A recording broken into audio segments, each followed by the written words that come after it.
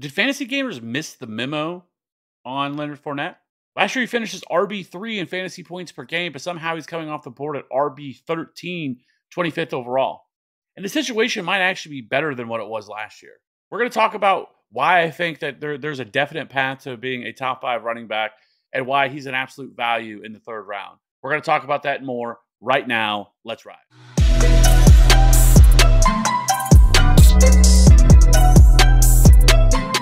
Welcome back in. Welcome back in. Let's go ahead and get right into it. So last year, Leonard Fournette on the ground was 11th in opportunity share, averaged about 12.9 carries per game, 811 rushing yards, 8 touchdowns. Now, he wasn't the most efficient running back in the league, averaging 28th in yards created per touch, 22nd in breakaway run rate, 17th in yards after contact per attempt, and 23rd in missed tackles forced. Now, he obviously split time last year with Ronald Jones, but he saw a spike last year, after their Week 9 bye. He went from a 56.4% carry share and 11% target share to a 63% carry share and a 17.8% target share. Now, one of the reasons last year that he only saw, roughly around 13 carries per game, obviously he was splitting time with Ronald Jones. Now, Ronald Jones is obviously gone now in Kansas City, and who knows if he's even going to make that roster. But this was a very pass-heavy offense last year.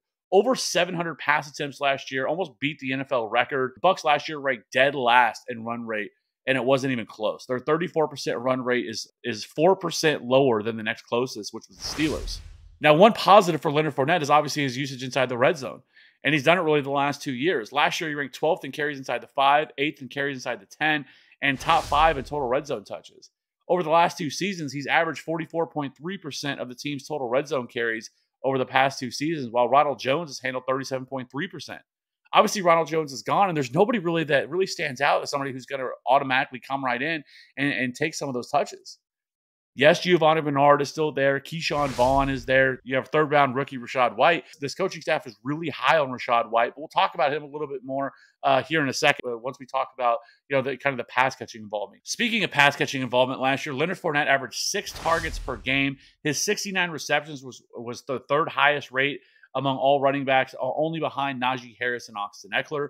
He also had 454 receiving yards, a 14% target share, and he was 4th in routes run. Now, when it comes to Leonard Fournette, in terms of his pass-catching work, I don't think there's a lot going to change here. This was an offense that was very crowded last year. You had Rob Gronkowski. You had, obviously Mike Evans, which is still there. Chris Godwin, but he's coming off an ACL injury. Who knows if he's going to be ready by Week 1? Antonio Brown is gone. They brought in Julio Jones, who knows what he has left in the tank. And then you also have Russell Gage, who's a late-round guy that I like, but he's also dealing with a soft tissue injury right now.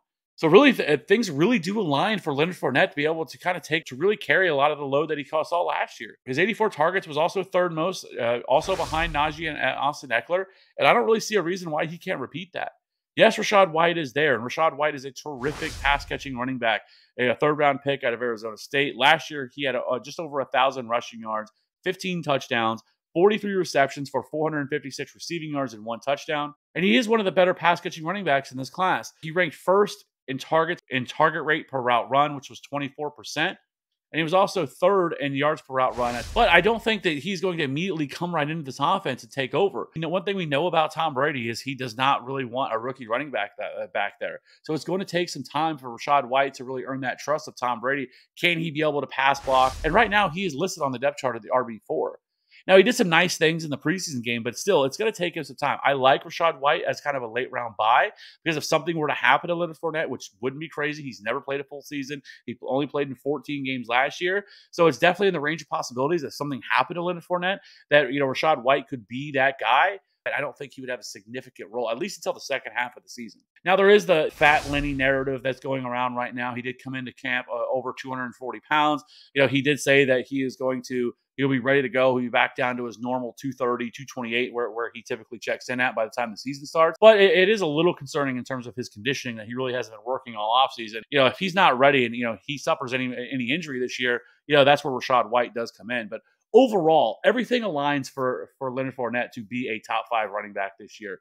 Targets are going to be there. Red zone work is going to be there. One of the best offenses in the league. So, check. Everything you're looking for a running back, he checks all those boxes. And there's not many running backs behind him that have his type of upside, his type of ceiling. Because right now, the running backs that are kind of going behind him are guys like David Montgomery, Ezekiel Elliott, Cam Akers, who has a lot of question mark, James Conner, who I think is kind of a similar situation. I want Leonard Fournette over all of those guys.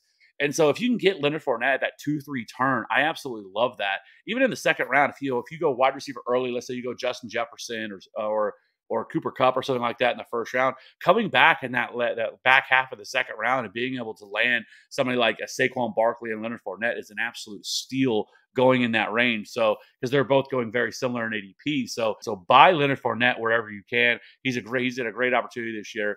With that being said, let me know in the comment section below, what do you think about Leonard Fournette at his current ADP? Do you think he should be going higher? Do you think it's fair? Or are you kind of passing on Leonard Fournette this year? Let me know in the comment section below. Be sure to hit that like and subscribe button for future content.